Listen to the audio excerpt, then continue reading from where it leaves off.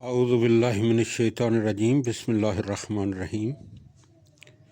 ہمارا عقیدہ 12ویں امام حضرت امام مہدی علیہ الصلوۃ والسلام کے حوالے سے۔ حضرت امام مہدی علیہ السلام کے ظاہر ہونے کی خوشخبری، جو حضرت فاطمہ الزہرا سلام اللہ علیہ کی اولاد میں سے ہیں، اور جو آخری زمانے میں جب روئے زمین پر ایک سرے سے دوسرے سرے تک ظلم و ستم کی کثرت ہو جائے گی تو وہ اس میں عدل و انصاف رائج کریں گے۔ حضرت صلی اللہ علیہ وآلہ وسلم سے بہت سی متواتر روایات کے ذریعے سے منقول ہے کہ مسلمانوں کے تمام فرقوں نے اپنے اپنے اختلاف کے باوجود یہ روایات لکھی ہیں اور انہیں مستند مانتے ہیں۔ حضرت امام مہدی آخر الزمان علیہ السلام کے ظہور سے متعلق عقیدہ صرف شیعوں سے ہی مخصوص نہیں ہے کہ وہ جو یہ عقیدہ قائم کر کے ظالموں اور ستمگروں کے مقابلے میں اپنے آپ کو یہ تسلی دینا چاہیں اور اپنا دل خوش کرنا چاہیں کہ امام مہدی علیہ السلام ظہور فرمائیں گے اور روئے زمین کو ظلم سے پاک کر دیں گے، جیسا کہ کچھ گمراہ کرنے والوں نے ناانصافی سے کام لیتے ہوئے اس عقیدے کو اسی سبب سے شیعوں سے مخصوص کر دیا ہے۔ اگر ظہور مہدی کا عقیدہ پیغمبر اسلام صلی اللہ علیہ وآلہ وسلم سے منقول نہ ہوتا تو مسلمانوں کے تمام فرقے اسے مسترد نہ جانتے اور اس کی تردید کرتے، تو مہدویت کا دعویٰ کرنے والوں کے لیے یہ ممکن نہیں تھا کہ وہ اسلام کی ابتدائی صدیوں میں کیسانیوں اور عباسیوں اور علویوں وغیرہ کی طرح مہدی ہونے کا دعویٰ کرتے، اس کے ذریعے سے لوگوں کو دھوکہ دیتے اور اس عام عقیدے سے حکومت اور سلطنت حاصل کرنے میں فائدہ اٹھاتے۔ ان لوگوں نے یہ غلط عقیدے کا دعویٰ کر کے یہ چاہا اس اسلامی عقیدے کو عوام کے خیالات پر اثر ڈالنے اور ان پر اپنا غلبہ قائم کرنے کا ذریعہ بنا لیں۔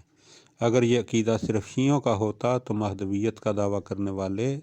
اس خصوصی عقیدے سے فائدہ نہیں اٹھا سکتے تھے۔ ہم شیعہ دین اسلام کو سچا سمجھتے ہیں اور یہ اعتقاد رکھتے ہیں کہ اسلام خدا کا آخری دین ہے اور ہم انسانی بھلائی کے لیے کسی دوسرے دین کے منتظر نہیں ہیں۔ اس کے باوجود ایک طرف ہم یہ دیکھتے ہیں کہ ظلم اور تباہی ہر جگہ اس طرح مسلط ہے کہ آئندہ انصاف اور اصلاح کی کوئی امید نہیں ہے، یہاں تک کہ خود مسلمان اسلام کے قانون سے کنارہ کش ہو گئے ہیں اور انہوں نے تمام اسلامی ملکوں میں اس کے احکام معطل کر دیے ہیں اور اس کے ہزاروں اصولوں میں سے ایک اصول پر بھی عمل نہیں کرتے، جس کو کہتے ہیں مسلمان دوستو اب وہ کہاں، دین حق اس دور میں یوسف بے کارواں۔ ہم جب یہ عقیدہ رکھتے ہوئے دیکھتے ہیں کہ اسلامی ملکوں کی حالت خراب ہو چکی ہے اور اصلاح کرنے والے کا ظہور لازمی اور ضروری سمجھتے ہوئے اس کا انتظار کرتے ہیں تاکہ وہ اسلام کو اس کی قوت اور بزرگی واپس دلائے اور ظلم و خرابی کے گڑھے میں دھنسی ہوئی اس دنیا کو بچا لے۔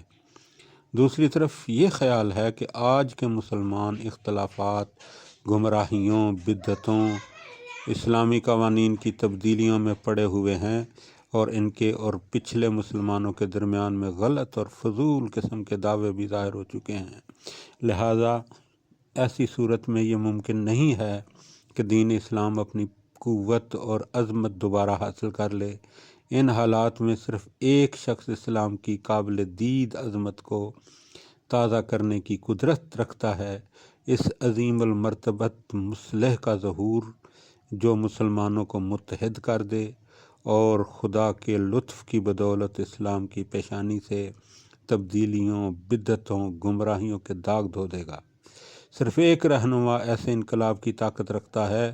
جو ہر طرح کی ہدایت پائے ہوئے ہو اور ایک عظیم سرداری اور غیر معمولی قدرت و عظمت کا مالک ہو، تاکہ جب پوری زمین ظلم سے بھر جائے تو اس میں عدل اور انصاف قائم کرے۔ مختصر یہ ہے کہ دنیا میں ایک سرے سے دوسرے سرے تک خرابی، تباہی اور ظلم کا پھیل جانا اس عقیدے کے ساتھ کہ اسلام سچا اور آخری دین ہے، فطری طور پر ایسے بزرگ مصلح امام مہدی منتظر علیہ السلام کی آمد کا تقاضا کرتا ہے، جو اپنے طاقتور ارادے سے دنیا کو تباہیوں اور گمراہیوں سے بچا لے۔ اس لیے تمام اسلامی فرقے بلکہ غیر مسلم قومیں بھی اس حقیقی نقطے پر ایمان رکھتی ہیں کہ اثنا عشری شیعوں کے اعتقاد کے مطابق بس اتنا سا فرق ہے کہ وہ اصلاح اور ہدایت کرنے والا ایک خاص فرد ہے جس نے 255 ہجری میں اس دنیا میں آنکھ کھولی تھی اور جو ابھی تک زندہ ہے۔ وہ امام حسن عسکری علیہ السلام کے بیٹے ہیں اور ان کا نام محمد علیہ السلام ہے۔ حضرت پیغمبر خدا صلی اللہ علیہ وآلہ وسلم اور ان کے خاندان والوں نے ان کی پیدائش اور ظہور کی جو خبر دی ہے وہ ہم تک بہت سی متواتر اور قطعی روایتوں کے ذریعے سے پہنچی ہے۔ زمین پر امامت کا سلسلہ کبھی ختم نہیں ہوتا اور ایک امام دنیا میں ضرور موجود رہتا ہے، چاہے وہ نظروں سے اوجھل ہی ہو، تاکہ وہ اس دن جو خدا نے مقرر کر دیا ہے اور جو خدا کے بھیدوں میں سے ہے اور جسے خدا کے سوا کوئی نہیں جانتا، ظاہر ہو کر سچائی کا پرچم بلند کرے۔ بے شک یہ بات واضح ہے، اتنی لمبی مدت تک امام مہدی علیہ السلام کی زندگی ایک معجزہ، غیر معمولی اور غیر عادی واقعہ ہے، لیکن یہ اس سے زیادہ حیرت انگیز نہیں ہے کہ آپ 5 سال کی عمر میں جس روز آپ کے پدر بزرگوار دنیا سے تشریف لے گئے، شہید ہو گئے، اور یہ واقعہ حضرت عیسیٰ علیہ السلام کے معجزے سے بھی بڑھ کر نہیں ہے کہ جنہوں نے شیر خارگی کے سن میں ہی اپنے جھولے میں باتیں کی اور اسی میں نبوت کے منصب پر فائز ہو گئے۔ علم طب کی روح سے ایسی زندگی ناممکن نہیں ہے جو فطری عمر سے زیادہ ہو یا اس عمر سے زیادہ ہو جو فطری سمجھی جاتی ہے۔ اس وقت کی صورتحالات یہ ہے کہ علم طب ابھی تک لمبی عمر پانے کی کسی طریقے یا لمبی عمر بخشنے والی کسی دوا کی تحقیق یا انکشاف میں کامیاب نہیں ہو سکا۔ بہرحال اگر علم طب اس سے عاجز ہے تو خدا تو ہر شے پر قدرت رکھتا ہے، اور خدا کے فرمانے کے مطابق کچھ لوگ حضرت نوح علیہ السلام اور حضرت عیسیٰ کی طرح بھی گزرے ہیں جنہوں نے عام فطرت سے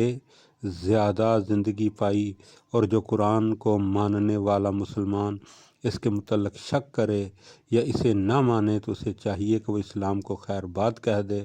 بڑا تعجب ہوتا ہے جب کوئی قرآن کو ماننے والا مسلمان یہ سوال کر دیتا ہے، کیا زندگی طبعی عمر سے بھی زیادہ ہو سکتی ہے؟ یہاں یہ بات